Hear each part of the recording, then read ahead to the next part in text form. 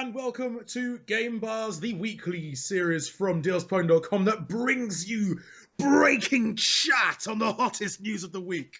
Or should that be the hottest chat on the breaking news of the week? I don't know. Yeah, anyway, that would make more sense. Breaking chat. Breaking chat! Like Breaking Bad, but even better. I'm Matt Gardner. I'm joined by Jonathan Lester. Hello. And by Carl Phillips. I'm not sure we can beat Breaking Bad. I just want to put that out there right now. Or as Matt none of us are on meth, so that's we're going to be more productive. Well, I've been playing a lot of GTA 5 now, so I find it's much more fun on a bit of crank. Dealspone top tip for the week, or not? Do not. No. Huff some crack, crank some crank. Mainlines. No. Just and then enjoy your freebase away, and then GTA. Way rhymes. Very good. Druggy, rhymes. Awful, sick rhymes. Don't do any of that. That's the Dealspone top tip. Ignore all of that. However, awkward segue time.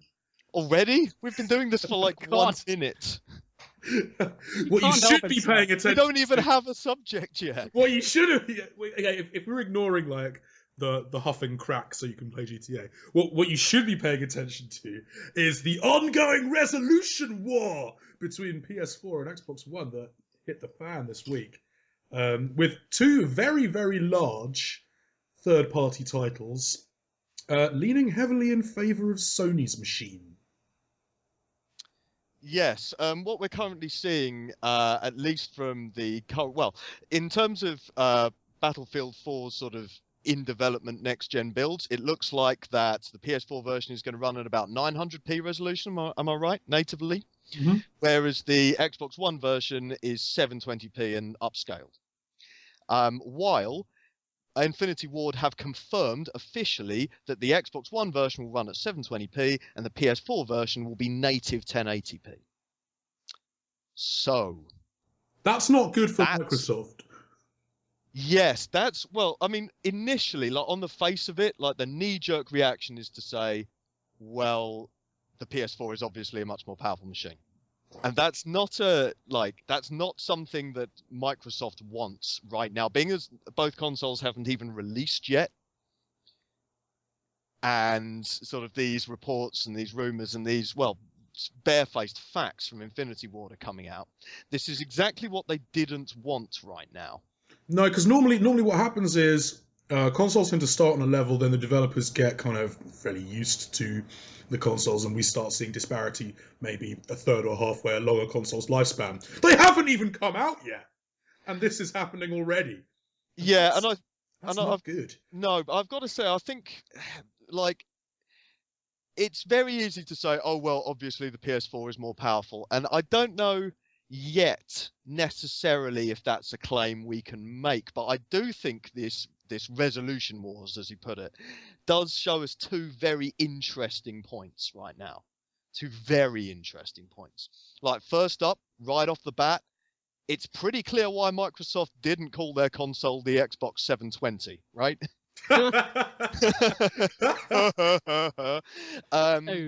Oh, I made a funny.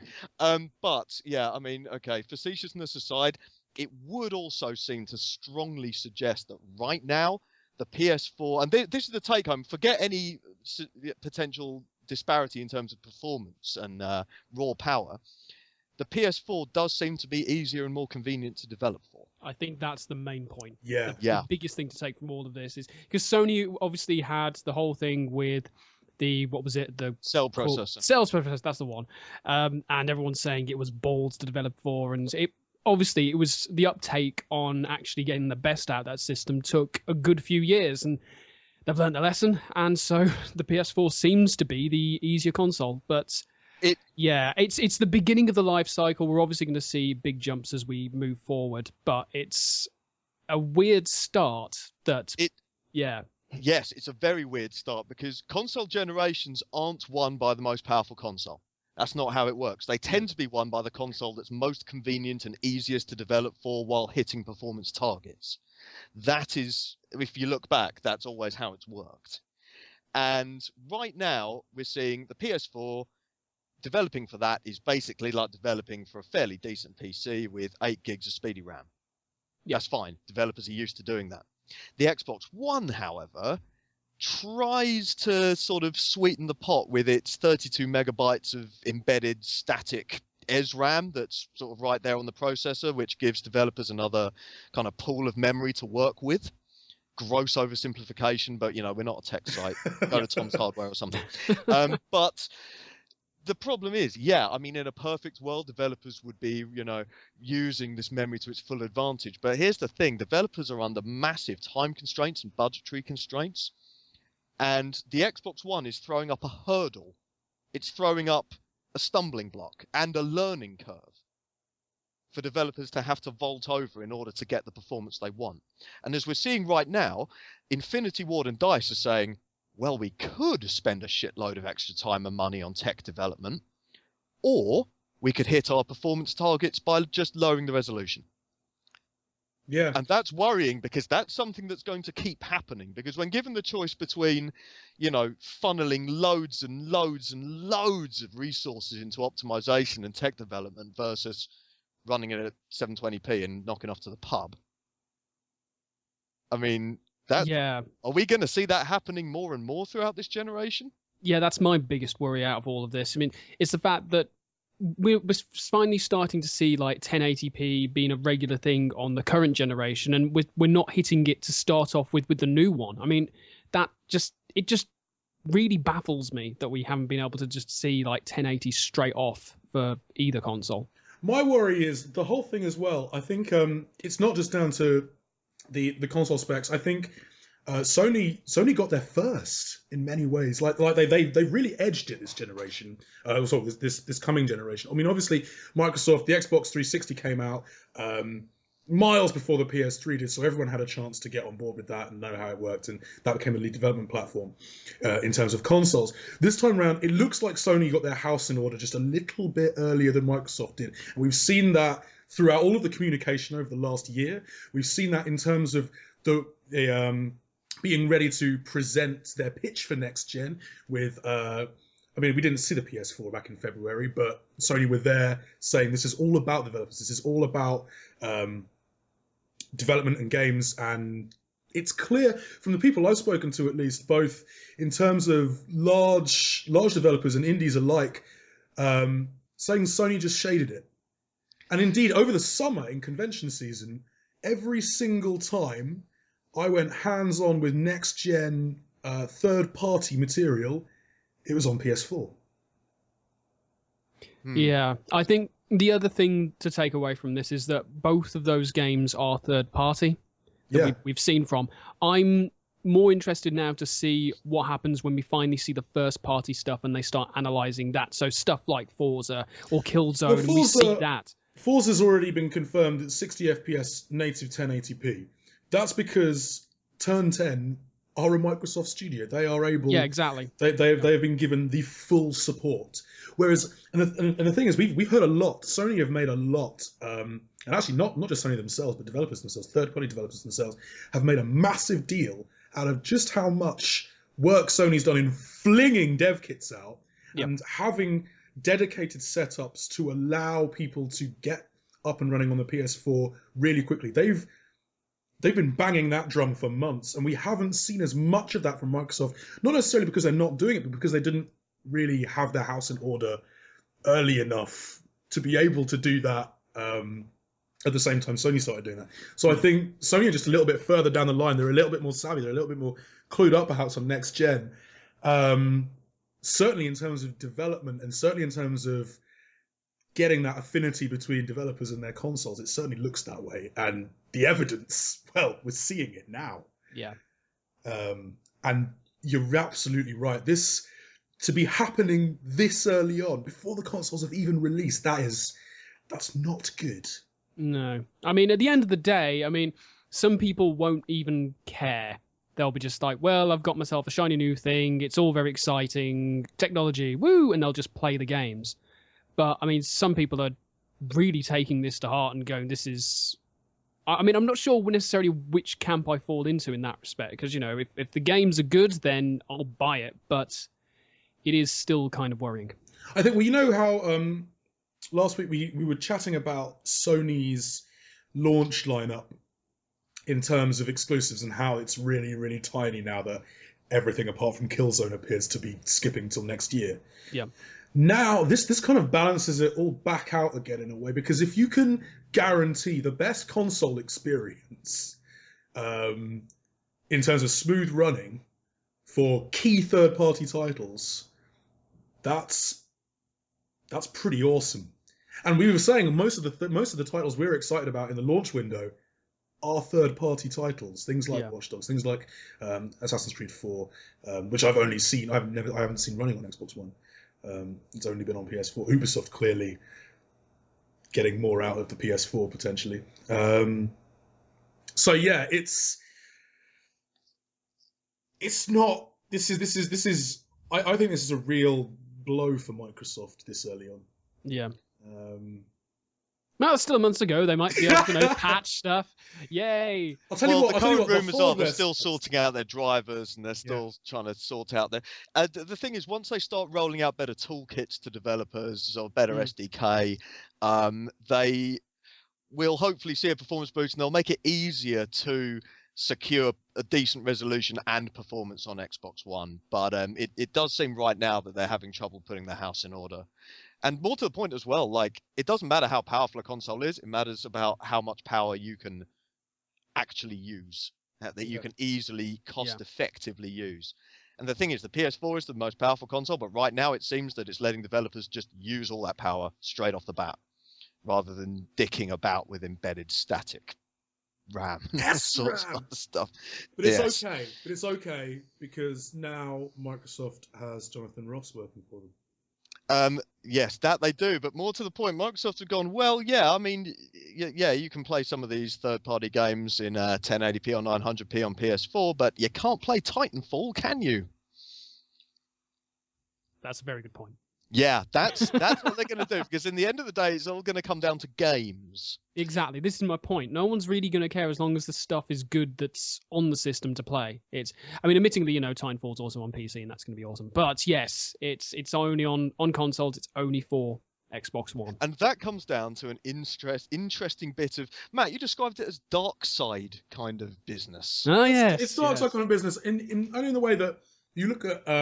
the differences in terms of facilitating facilitating console exclusives and the differences between East and West. And Sony and Nintendo have always gone out, found developers, encouraged and facilitated growth from within. Microsoft hand out fat contracts. It's pure business. Whereas one can be seen, this is, and this is kind of like a little bit biased, but like one perspective is that one can be seen as cultivating creative culture, and one is big business. It suits behind closed doors. And what's really interesting about the Titanfall thing is that the creatives didn't know anything about it. They knew that, Vin Zampella, who is the man at Respawn, knew nothing about the exclusivity and perpetuity,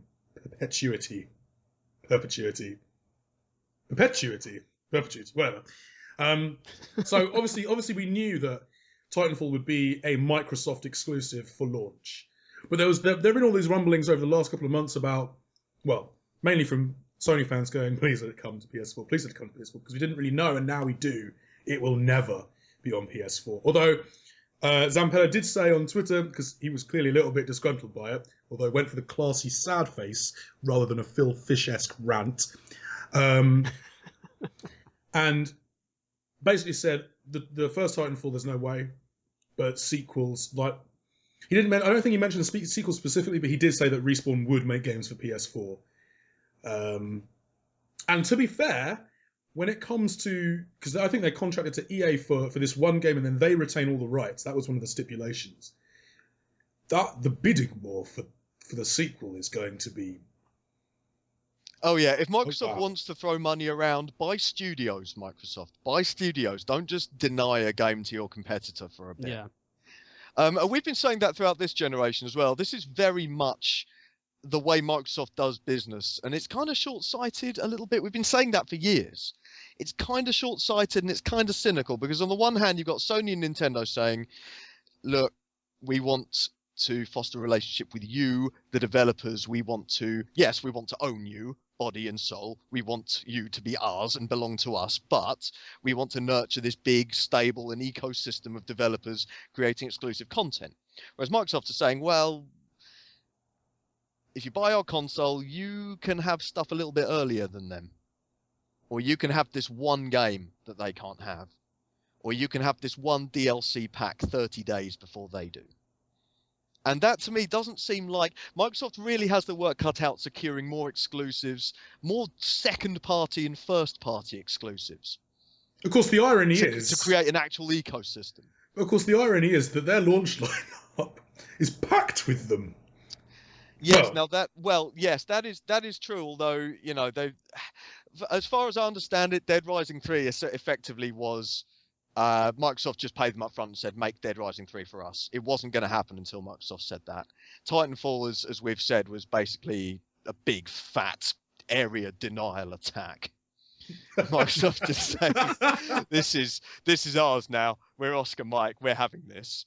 And yeah, I think in terms of well, we've said this before, but in terms of launch lineup, Microsoft are coming in heavy. Sony have been really rocked by the Drive Club and the Watchdog delays. I think those are, you know, that's still tremendously depressing. I still don't think the PS4 lineup has much, well, apart from 1080p version of Call of Duty Ghosts going for it.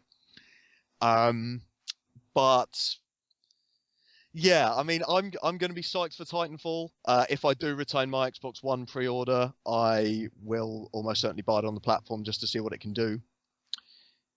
But yeah, I'd like to see Microsoft do. I mean, come on, let's have another crackdown, Microsoft, or go and get some more big names doing games exclusively for you, not saying, hey, this game looks cool in development, we're going to have a bit of that DLC, or we're gonna delay it for everyone else. Yeah, and I think the fact that Titanfall's a new IP helps as well. I mean, it created buzz around it that's extended beyond press, beyond consumers, to developers and publishers and reps within the industry as well. You couldn't get to the game before the doors opened, like behind closed doors at Gamescom, because all the developers and like publisher reps were already over there just going, we've heard about this game, we want in. Can we have a go, please? Please, can we have a go? And Microsoft, like, I mean, it's really what they've done is really cunning business. It's slightly for a neutral, it rubs you the wrong way slightly, just because, well, especially in terms of this week, in terms of the resolution and stuff, like the resolution wars and that stuff. You want to see the best games on the best platforms, and being played by as many people as possible, especially if you're Vince Zampella.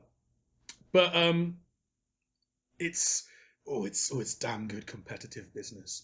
But I just hope, yeah, as you've said, it's Microsoft's practices with these contracts, with these short-term solutions, are, as you said, short-sighted. The operative word there is short, and I don't know how long or how deep they can go into this coming generation with those policies being the forefront of their developments or their exclusive development culture, because Sony will just unleash hell eventually. We know it's coming. Everyone knows that Santa Monica will be developing something huge. Naughty Dog will be developing something huge. Quantic Dream, once they've got over the horribly mediocre Beyond, will deliver something huge. And Microsoft needs to be ready for that long term. Well, there's Halo. They've got that Quantum Break, and they've got whatever Black Tusk are doing with, you know, rappelling down buildings.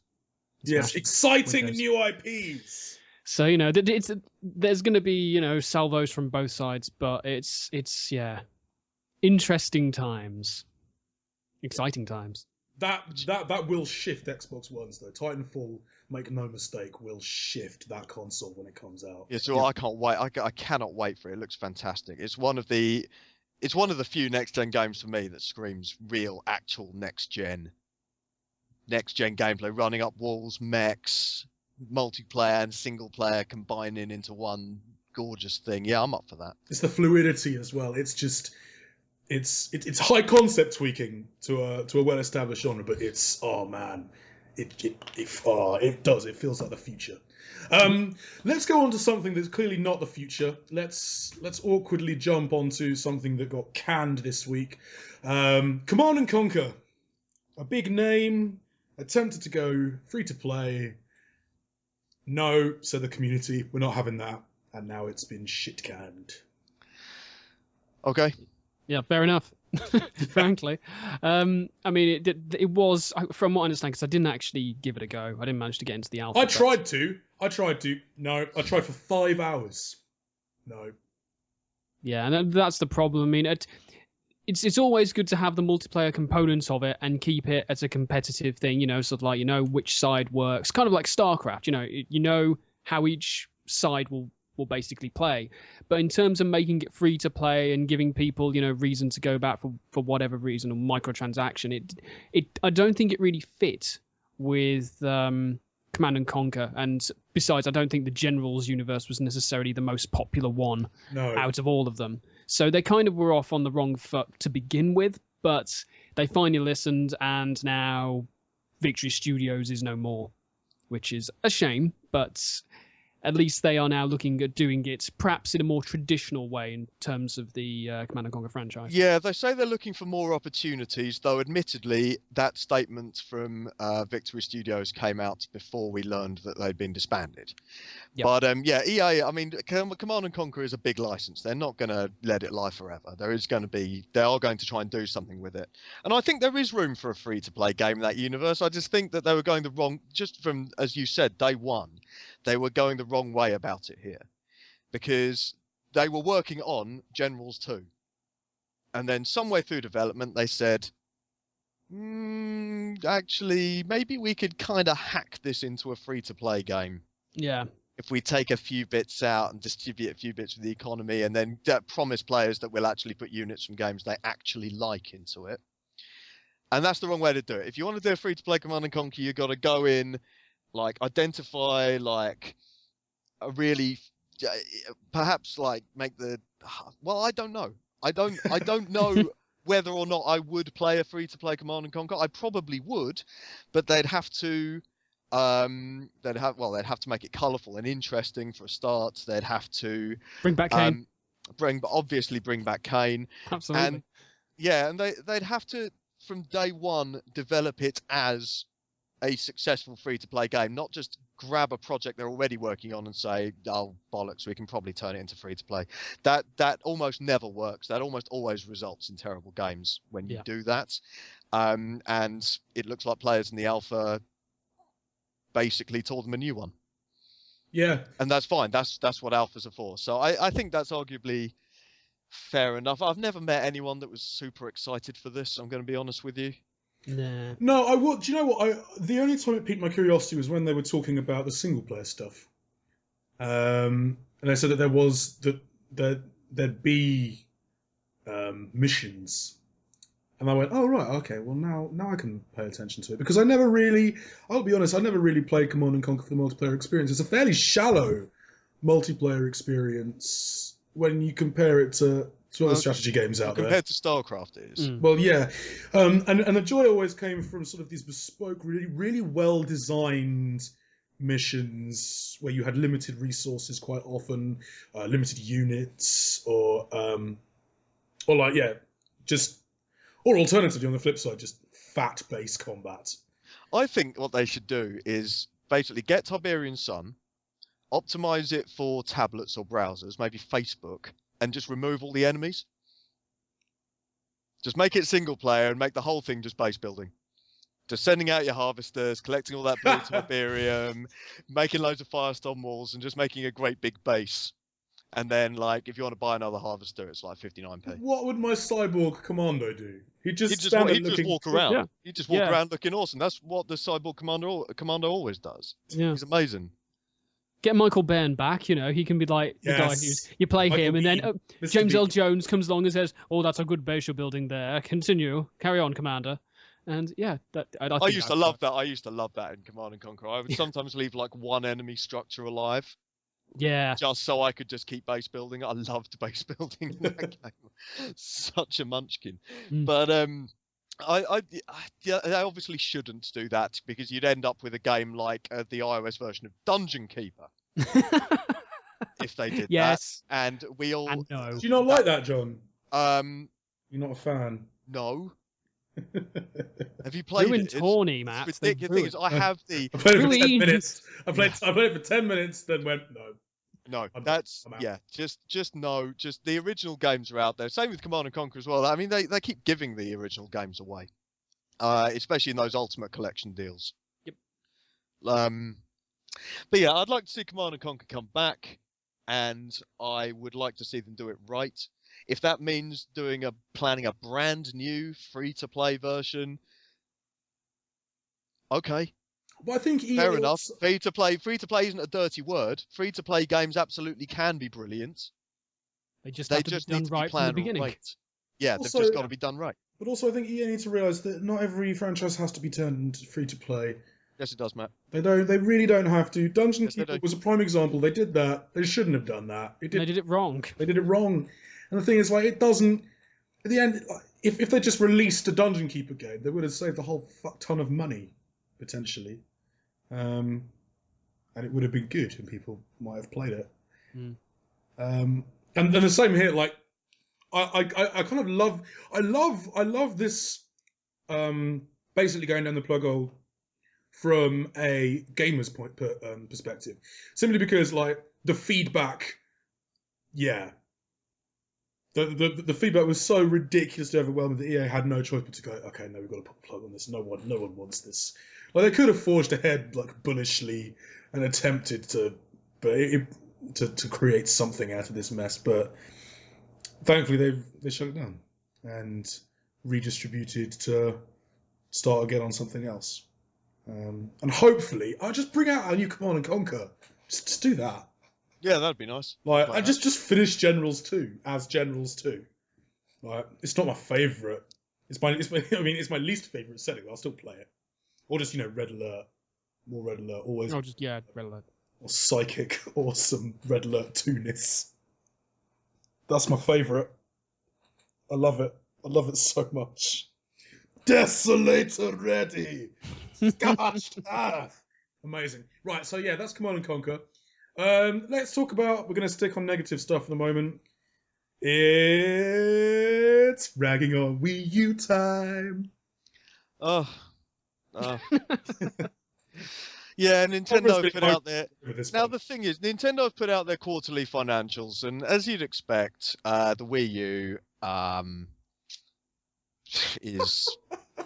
Well, look, I mean, but the fact is, there has been an upswing in the 3 months before the end of September, obviously, because there was no way sales could go down, seeing as no one bought it in the 3 months previous. So they've absolutely they've ramped up. They're looking at like 200-300% increase in sales, but they still only sold 500,000 worldwide. Because. And it's bizarre because Nintendo actually admitted that the Wii U was having a negative impact on their profits. And the reason for that, I thought, was they came up with this hilarious bit of buck passing that I found absolutely fantastic. They said, okay, the reason the Wii U is negatively affecting our profits, okay, the main reason is because we're so awesome we reduced the price tag. That's the main reason. That's totally it. It was the price cut. That's the problem. That's why. It's not because no one's buying the Wii U. It's because it's cheap. Yeah, that must be it. And also it's a negative. It's negatively affecting our profits because of the enormous amount of money we spent advertising it. Where? When? Paid to do this? Someone who's fucking embezzled you. Hey! Nintendo Directs are very expensive to put on. Okay, they have to have that office. They have to put like the webcam and the statues. By the hour. Imagine the Dealspone Directs we could do with $236 million. Holy shit, we'd be on the moon. We'd be bringing you Dealspone playthroughs from the fucking moon. Yes. Dealspone Galactic, mate. Dealspone Galactic, amazing. yes. That would be the... How have Nintendo bunked $236 million up the wall on non-existent marketing. What horrifying imagery. Just want to put that out there. But oh, okay, so look, I mean, it stinks to me of trying to shift the blame here, and of the executives desperately trying to calm down the shareholders by saying, well, it's not our fault. It's not our fault. It's because we're too awesome, we're too generous, and we're too great at advertising, and that's why nobody they're just trying to cover up the fact that their release slate has only a few brilliant titles in it, but there's also more gaps than games. People aren't buying it, and well, they've wasted money on advertising or just embezzled it. I think someone may have actually embezzled a huge amount of money from Nintendo, because there's no way any of that money has gone onto billboards or onto televisions. Ain't no way. We're not seeing that. We're not seeing that money. It's got stuck somewhere.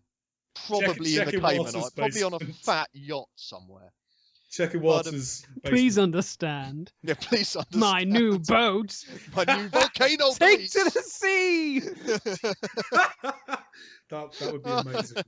Breaking news: Turawata has taken to the sea in a boat made of money. But you've got to remember that these figures are only accurate up until the end of September.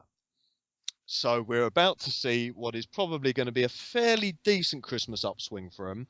Because it doesn't include any of the impact that The Legend of Zelda Wind Waker HD will have.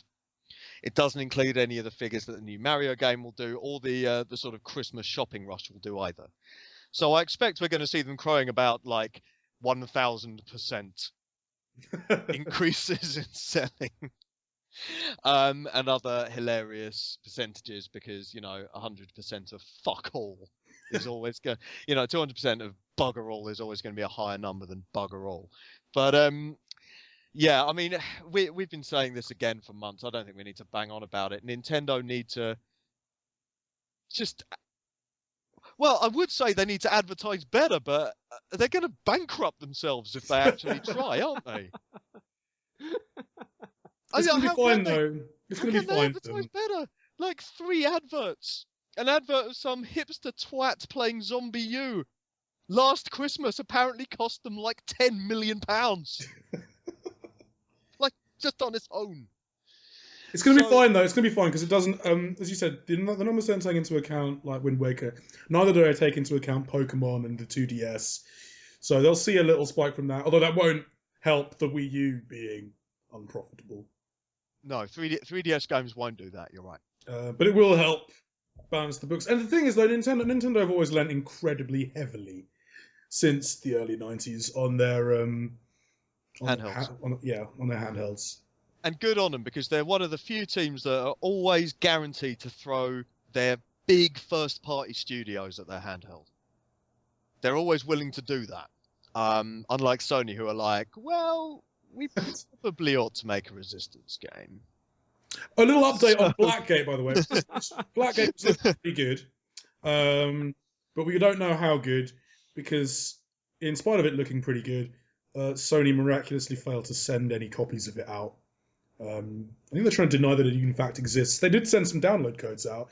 None of them worked. It's just the Vita. Tearaway looks brilliant. Tearaway does look. Tearaway looks brilliant. I must admit, I actually haven't been that excited about Tearaway this last year. I must admit, every time I saw a trailer, I was like, oh, it just looks quite a just fairly generic platformer, except that sometimes you tap the screen or the touchpad instead of a button. It's totally not that. It's totally awesome. It's really good. At least by judging by the ridiculously generous preview build. It's amazing. Wonder if we'll see any marketing for that, though. Well, they'll probably spend less money and reach more people than Nintendo. Nintendo presumably also hoping that the yen doesn't sort of suddenly become really strong. Yeah, I mean that's the only way they're currently making a profit. Yeah, that's been like that for about a year, maybe a year and a half. But we're now just seeing them just flagrantly admit it, like way really high up in their report, just saying, so yeah, the depreciation of the yen, that's where our money is coming from. We can't actually control that, and has nothing to do with us at all. But you should let us keep our jobs because we made a profit. Yeah. Yeah. Yes. So I think the message at the end of today's Game Buzz, as it has been for some time, is please wait when it comes to sort of like next gen or a new console. John, you recently wrote an article as well, again reiterating this point. I mean, the PS4 has no games, and the interesting ones are all coming out next year. Microsoft, Titanfall's next year, and it doesn't play third-party games nearly as well as the PS4 does, apparently. The Wii U, well, Mario Kart's next year. So yeah, let's just play Pokemon. All of the stories, we got Steam backlogs. Yeah. 3DS pretty is much. nice and cheap. But you know what? I mean, it's all too easy. As I said, the whole point of that article, I know it had quite a flame-baity headline. I thoroughly admit it. It was fun writing that. But the actual point of that article wasn't saying that you should wait. The point is that you should think about it. Because you know what? Trying to apply logic to a new console generation is an exercise in futility. We're all excited about this. Yep. I know you're excited about this, Matt, really. Carl, I know you're excited about this. Even if you're not buying one, you're excited to see what they can do. Absolutely. A lot of people, Yeah. it's new tech, it's new gadgets. We want these things. So the point is not to just cancel your pre-orders and just sit this one out. The point is to think about it. Absolutely. The point is to really sit down and decide for you, is it right to go in heavy now, or should you perhaps wait until next spring or summer when you can buy a next-gen console with full informed knowledge of what they can do, and you can buy, this is the key for me, buy them with the games that you want, that you actually want, not the games that you're forced to pick from. Absolutely. I mean, So obviously you should do that one. do I spend like £350 on an Xbox One or 360, or do I spend that money on getting a flight stick system so I can be awesome in Star Citizen? I mean, it's what do I do? It's I'm getting the flight stick system. Nice. Just putting that out there. Also, we should probably end on a particularly good note because, away from making painful console decisions, Walking Dead Season 2. Yes! That's a thing. It's a thing! It's definitely a thing, and it's going to be horrifyingly brutal. Be Oh, awesome. man. That's going to be great. Do you know what, though? Like, I'm really... I can't wait for episode 2. Yeah, that's Yeah. the thing. I don't have I time need it for in my 2 of life. those episodes. I can't be having So 2 my of life those will be too solid harrowing. films in my life. Exactly. Although, admittingly, if you look on the site, I assume the deal will still be up by the time this podcast comes up. The Gamefly deal. Go check it out. Yeah. Basically £13 for Season 2 of Walking Dead. I mean, that's just daylight robbery. Guaranteed in the bag, boom. Back of the net. And I can't see Telltale spectacularly fucking it up. Can I? No. Maybe? No, not to Clementine. No. Do it for Clementine. Oh. Yeah. And on that bombshell. And on that bombshell, yeah, let's abandon you to a probably rainy weekend. Thank you so much for listening, guys. We'll be back next time. Do let us know what your thoughts are on the resolution wars and Titanfall's exclusivity, and maybe you were one of the few people that actually liked Command and Conquer free to play. But whatever, just let us know in the comments box below. We'll see you next time. Thanks very much, guys. Bye-bye. Bye-bye. Bye.